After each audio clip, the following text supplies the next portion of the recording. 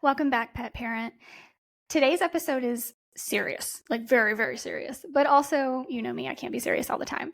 But I have some really interesting statistics. I think we all know that today, we're recording this in October 2024. Whenever you're hearing this, the statistics are for now.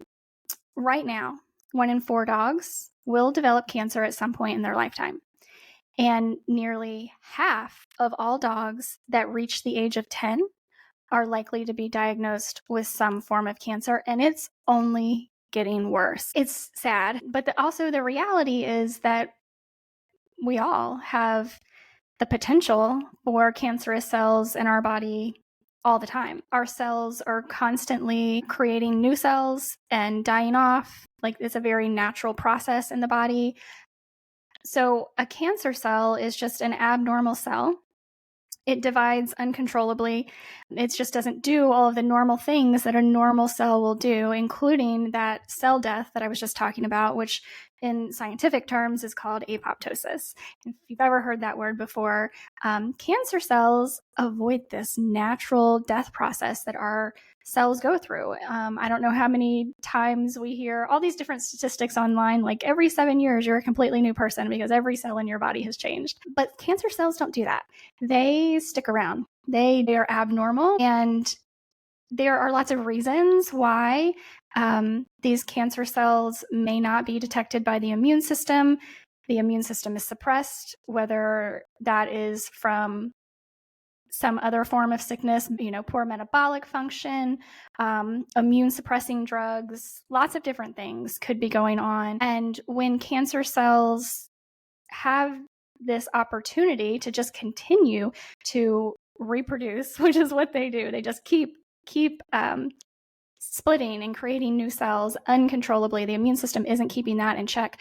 That's when we have problems. These are also cells that like to migrate around the body. So even though I actually have a friend, he is 90 years old, he's had cancer twice, and what's really interesting is that he had breast cancer I want to say 30 years ago. He had breast cancer, and they're still finding breast cancer cells in his body, but in other places in his body. It's really, really wild.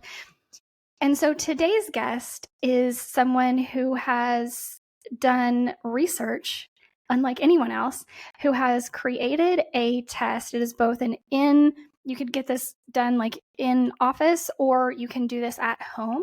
And it has is it correct that it's a 90% correct rate of being able to tell if a dog has cancer or some sort of potential for cancer? So Chan Namgong, he created Oncotect is the test. And I want to welcome Chan onto the Pet Parenting Reset. Thank you so much for being here with us. Hey, thanks for having me, Jessica. I really appreciate it.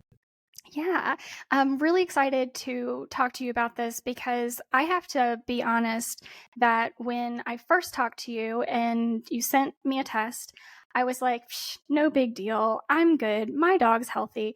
And then I sent the test in, and the email came into my inbox, and it said, your test results are ready. And I was like, I don't want to open that. And it was fine. She was fine. It said that there's no alarm, no cause for alarm for my particular dog. But she's going to be 11 this month, actually. She's going to be 11.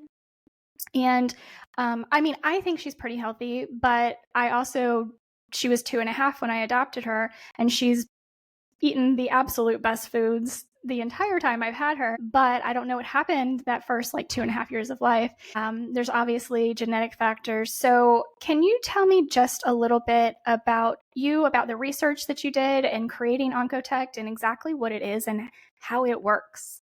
Yeah, of course. Well, again, thanks for having me to share my story and Oncotect story with your audience. So Oncotect is a proactive cancer screening test for dogs.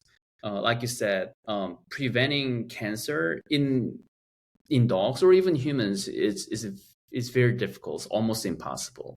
We know certain factors that can cause cancer, but we don't know all about it. So really, your best strategy is to find it early and treat it quickly, and that's what we do in human medicine. right? At a certain age, you do cancer screening tests, and if should you have any risk factors, then you do further diagnostic tests, and from there you do, and if you find cancer, cancer is treatable. Many people don't know that cancer is absolutely treatable. And what we have done is, what we have discovered is, it is scientifically proven that cancer cells produce a very particular smell that's different from normal cells produce. So I'm sure you've heard that, how dogs are able to detect cancer in human medicine through smelling Mm-hmm. it. And that's because cancer cells produce a particular smell, and they can be trained to respond differently to to the patients that have cancer cells, a higher amount of cancer cells, and patients they don't. So what we are using is, what we have discovered is, there are these small nematodes called C. elegans, and they're known to have very high sensible olfactory receptors, and they are known to respond differently to urine samples that contain cancerous metabolites, cancerous volatile organic compounds, and urine samples that don't. So we have developed a process and an analysis where we can use these worms to categorize dogs in 3 different categories: low, moderate, and high risk of cancer. So what we are measuring is the amount of cancerous metabolites in dogs' urine. And based on that, the measurement, we can say, hey, your dog is at a low risk of cancer at present time. Your dog is moderate risk or high risk of cancer. Our test is not a genetic test. It is a test that can tell you whether your dog is prone to having cancer. It's not that. It's like, hey, your dog is at risk of cancer or not at risk of cancer. So I started this company back in 2019. It's been about almost 5 years. We've done a lot of research and development. We have a patent pending on our process, on our technology. We are based in Raleigh, North Carolina. We work closely with North Carolina State University Veterinary School, but we are not affiliated with NC State. But our lab is located near NC State, and we introduced our first commercial product about 2 years ago, and we only worked with local hospitals at the beginning. But last October anniversary, this month is our actually first year anniversary. We launched a kit that you used last October. So now we are able to work with hospitals across the country, as well as consumers, pet owners directly through our website. Wow. So tell me again. So these are worms, but they're like tiny little things that we can't see, right? No, they're microscopic nematodes. And C. elegans is, believe it or not, is very widely used in the world of science and biology. It is actually the very first genetic, has gone through the DNA sequencing. So we know everything about these worms, and it's used in pharmacology, oncology, biology. I mean, it's widely used in the world of biology. We are using these worms for different application. They're known to have a very high sense of smell, olfactory receptors, and they what we have discovered is that they respond differently to urine samples that contain higher amount of cancerous metabolites than urine samples that don't. How do they normally act, and how do they respond differently? Sure. So when we run these analyses on agar plates, they actually are attracted to urine samples that contain cancerous metabolites. So they literally migrate towards urine samples. So we run these very sensitive assays where we run 6 replicates, because we want to make sure that each result is repeatable and replicable. And we get a mean average, and there's a specific calculation you do to determine their preference. Hey, are these worms actually preferred to move towards urine samples, or are they not? And based on the mean average of that chemotaxis value, we have our proprietary index where, based on the value, we can categorize dogs as low, moderate, and high risk. And we've done this test analysis, and we actually got a paper published in a peer-reviewed journal for veterinary science. Wow. So I was very, very pleased when I did finally open the email and it said, Sure. low. And I was like, I can breathe again. I was surprised, honestly, because like I said, I sent it off and I'm like, no big deal. Sure. She's got this. No worries. But then the email came and I was like, oh my gosh, I was not expecting to feel like this. So, and that is actually one of the reasons why at first I was like, oh my gosh, I don't even know, like, what is the application for a test like this? Sure. Because you convinced me, obviously, but and I want you to talk about that. But at first, being somebody that works one-on-one with pet parents, I'm like, I don't want to like stoke the flames. I don't want to start throwing around the C word when it's not necessary. I don't want to like freak people out and be like, oh my gosh, this lady thinks my dog has cancer. Like, I don't want to say that. Yeah, yeah. But at the same time, there are certain breeds of dogs that are more predisposed to cancer. There are, I can think of a number of ways. One in particular is that on the holistic side of what we do, if a dog or a cat has some sort of lump or growth on them, I and some other people that do what I do would prefer to actually not aspirate, because Sure. there is also evidence that just poking a needle in something is going to agitate whatever is going on. And if it is cancerous, then it could Spread. potentially cause it to spread.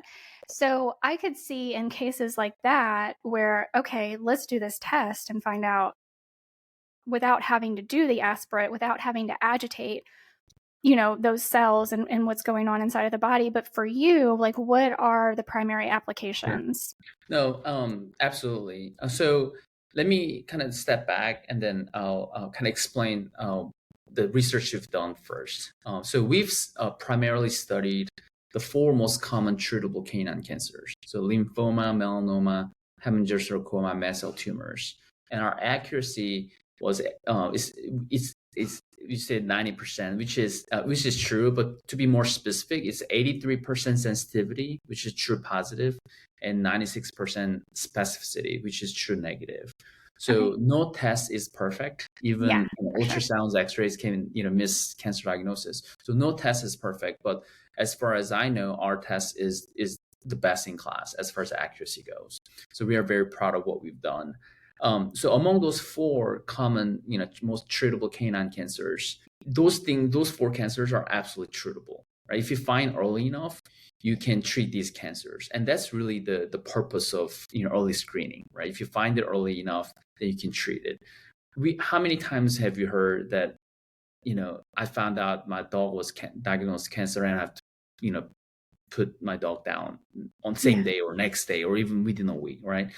The reason cancer is the leading cause of death in dogs is because of most often too late diagnosis. We just find out too late.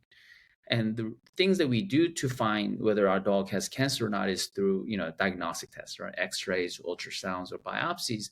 But they're invasive and they're expensive. It's not something that you can do every year or every 6 months. Let's say if you have a high risk dog breeds that you just can't afford to spend $500-600 every 6 months or every year just for these diagnostic tests.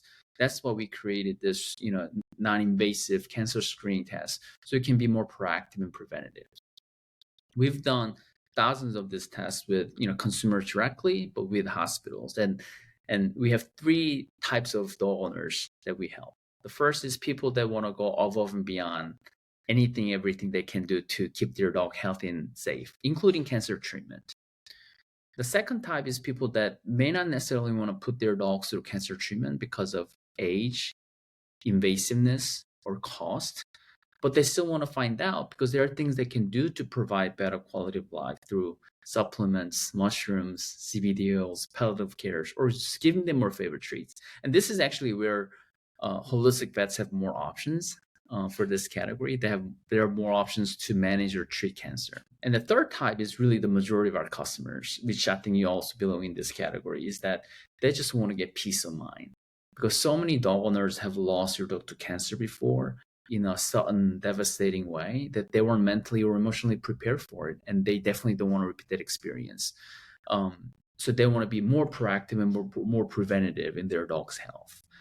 So I know it can be nerve-breaking to find out whether your dog has cancer or not, but it is, and what we have found is people rather know earlier than too late, and have regrets of what I could have done or should have done. Yeah. It's interesting that you say that, because I was actually just getting ready to record a reel for Instagram and TikTok on just that topic, because I had a cat who recently passed away very, very quickly on set, like within a few months of, like, he had blood work done, everything looked good, and within a few months he fractured his leg, and I got it x-rayed and it was osteosarcoma. And I'm like, this happened so quickly. And one of the things that I was thinking about is that, okay, we can know that there is a higher probability of cancer with a test like this, non-invasive, as you were saying, much less expensive than a lot of those very invasive tests. And we can then make the decision to say, you know what, I know what it is now.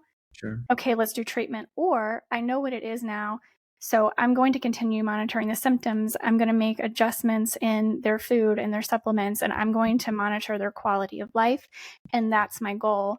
And so when we know, we can kind of adjust those goalposts that we have. Well, knowing it is your first battle, right? You got to know first before you can do anything. So, it's always, the screening, diagnosis, and treatment. We just hear, diagnosing a cancer is like putting a puzzle together. There's no one test that can tell you everything. You got to bring different pieces of information from different tests and different, you got to kind of look at it a holistic view. And, these diagnostic tests can miss it. Even, we've heard many vets sometimes miss it. I mean, our test, again, is not perfect either, but you got to bring different pieces of information together to look at a kind of big picture. And that's why I think proactive screening is so important, because you don't want to put yourself behind the eight ball where you just, by the time you find out, like, you just have, you don't have any options to do anything. So that's where our test comes in. Yeah, and that is so true, what you said earlier, that oftentimes by the time we as pet parents find out, it is so late in the game that, yeah, there probably are some things we still could do. Sure. But for me, at least, I am going to take the animal's quality of life into consideration first and foremost above anything else.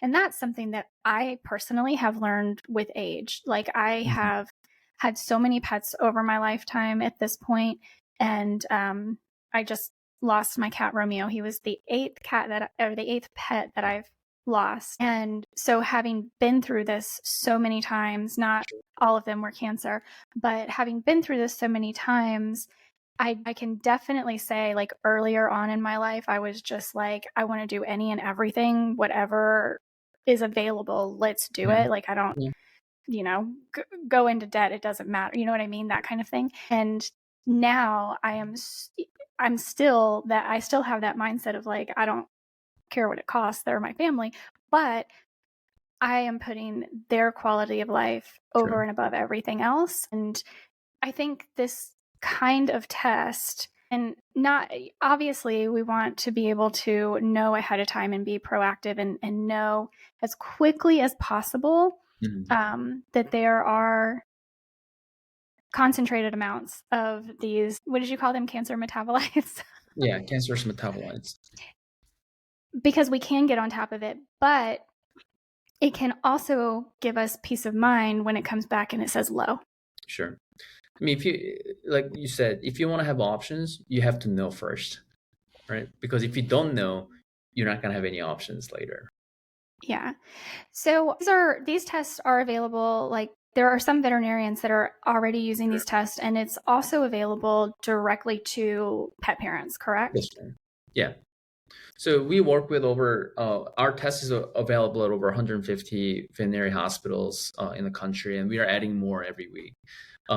It just we like to onboard one veterinarian like one at a time personally. So I make all the virtual presentation to them, and I onboard them personally, because I think it's important that they understand what it is that they're offering. But also, because of our test is only available at 150 vet hospitals, we wanted to make it available to anyone to purchase it online. And then urine collection process is surprisingly not as difficult when you have the right tools, and that's what we provide. We provide, just small little tools that you need to collect small amount of urine sample at home. And surprisingly, we actually rarely get any complaints or any, questions about, hey, I can't collect urine sample, because it's, if right tools, it's not too difficult. And all we need is a very small amount. And then they mail it in. And as part of their activation process, we ask all pet owners to put in their veterinarian information so that we can auto share that information with their veterinarian. Like, we are on the same page. We want to work with veterinarians, and we want everyone, kind of the care team, be on the same page. So we auto share the reports, and if they have any questions, they can always come to us for any questions or recommendations. But our report is very well structured, and I'm sure you've seen it. It shows what the next step should be, what the suggestions are based on the low, moderate, and high risk. And we work really well with veterinarians. Initially we thought that we were gonna get a lot of pushback from veterinarians, but believe it or not, they actually really like the fact that we're able to do this on their behalf, and they really appreciate the work we are doing. Well, and yeah, I can imagine that.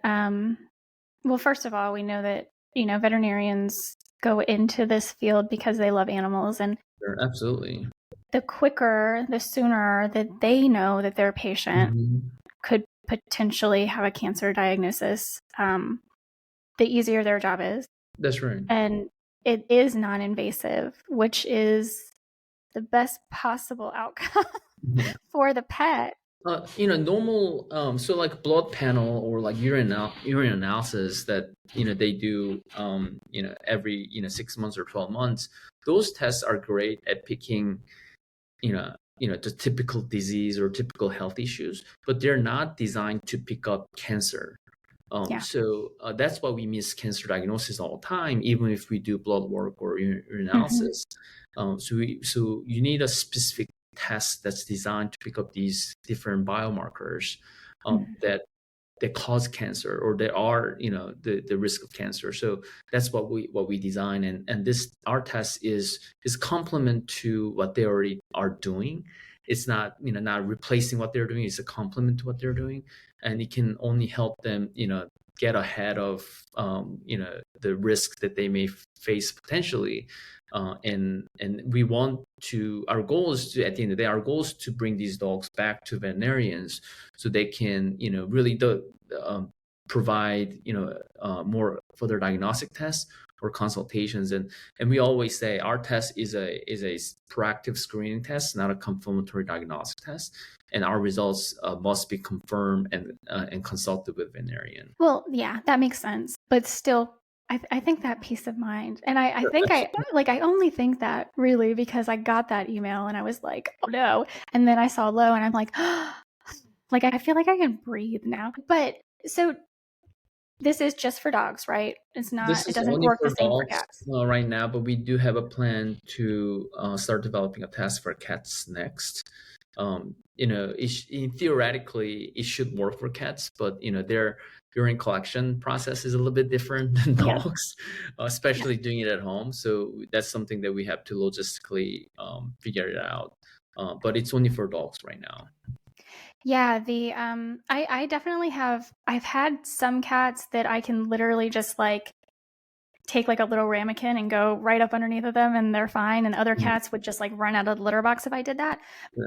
And I have, this is absolutely no way sponsored, but there is a hydrophobic litter out there that you might want to look at.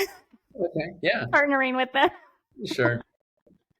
Because the reality is that cats get veterinary care far less than dogs do. That's right. Yeah, it's such a hassle, stress for owners and the Yeah. It is, and I have never been that person. I'm going to be completely honest. I would probably be like a millionaire right now if I didn't have pets in my life, because believe me, I have given it all to veterinary in my lifetime with the number of animals that I have had.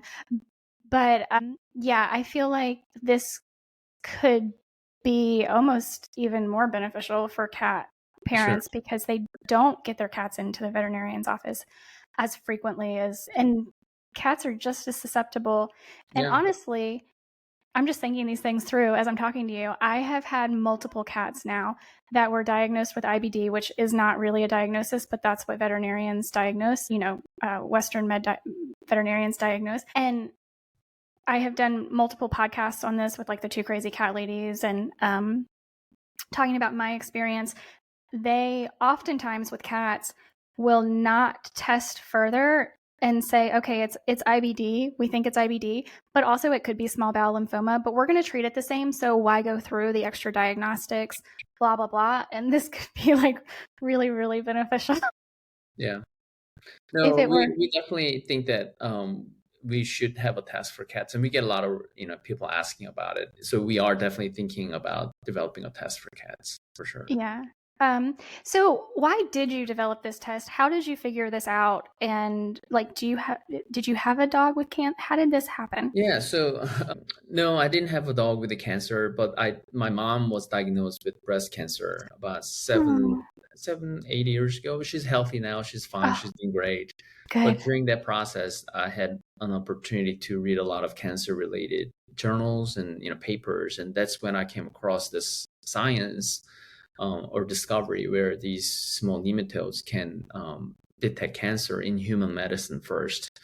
So, as I was doing more research, I couldn't believe this is back in 2019, and I couldn't believe that cancer was a leading cause of death in dogs, but there weren't any screening tests available for dogs or cats or companion animals.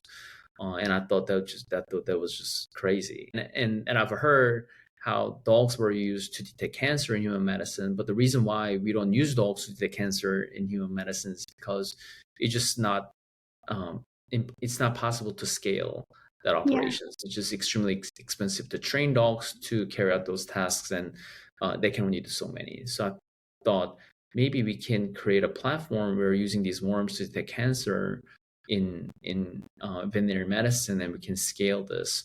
And that's how I started the business. Well, I'm really glad that your mother is doing better. Yeah, It's so interesting, like the things that happen. I was sure. just talking to Emily Stein, who created Teeth. Hmm. It's a water additive for dental health, and it was her grandmother Mm, who, like, she had rheumatoid arthritis so bad she couldn't even brush her teeth, sure. and it's just amazing, like Yeah. the paths we go down because of the things that happen in our Yeah. lives. Well, so if somebody wanted to learn more about this, wanted to see, I actually, gosh, they're on your website. I thought I had it pulled up, but maybe I didn't. There is a graphic of the dogs that like the dog breeds, top dog breeds that Sure. are like most predisposed Yes. to cancer. So if people are interested in finding out, like, is their dog on that list, or they can. Oh, here it is. I have it right here. So, and you have it listed out by those mast cell tumors, bone That's right. cancer, lymphoma, hemangiosarcoma, and melanoma. Which melanoma says all breeds, but so the other four mast cell, bone cancer, lymphoma, and hemangiosarcoma. And what I find is that there's so much misunderstanding with cancer and treatments for cancer and how it all works that, like, that to me, that's another reason to be as proactive as possible, to stay on top of it and find out as quickly as possible. So you have the time to do the research, because a lot of times we wind up in the veterinarian's office. Our dog is crashing. We're freaking out. We have anxiety. Our dog is like, in bad shape. And our veterinarian is like, this is wrong and this is wrong and this is wrong. And here's it's going to be $10,000 and we need to do this right now, blah, blah, blah. And it's like, you don't have time to take a breath, much less research, like, okay, this is the diagnosis. These are the symptoms that my dog does have these are the symptoms that they don't have, and what is that, doing all of that takes time. And to be able to have that time to do the research, to not feel like you're in that position where you're being forced to like make this huge decision immediately while you're in this heightened state of anxiety, like that is just like the worst to me. Yeah, don't make any important decisions when you're in when you're in that state of mind, right? Yeah. And we feel like we have to, especially if like our dog is crashing. Right. So I get it, like I empathize because I've been in similar, not for cancer but for other, I've been in similar situations, and it's like, so to stay on top of things, the more we know, the better we can do, the more That's preventative right. care we can give to our pets and ourselves. And They're beginning to have more tests available, like this, in human space, a blood test. I know there's a test called Grail that's available. That's based on based on blood. That's available, and there are a few other tests that are available. But Cologuard is a test based on using stool, but for colon cancer. But Grail is a multi-cancer detection test in human space. So these, pre-screening, proactive screening, multi-cancer detection it is becoming more. I don't know. It's really not popular, but becoming more available in human space, but also in veterinary space as well. But That's awesome. we're the only company that does this test and make it available to pet owners directly, because it is based on urine, and that's really by design. From the get-go, we wanted to develop a test that can be available. Really make it available, affordable, simple, convenient for pet parents.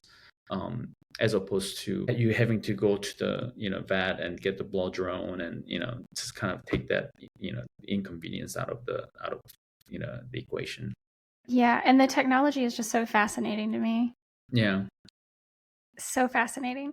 So if a pet parent does want to know more, if they want to learn more about your company, about where can they find this information? All the information they want to learn is all on our website. Our published paper is available on our website.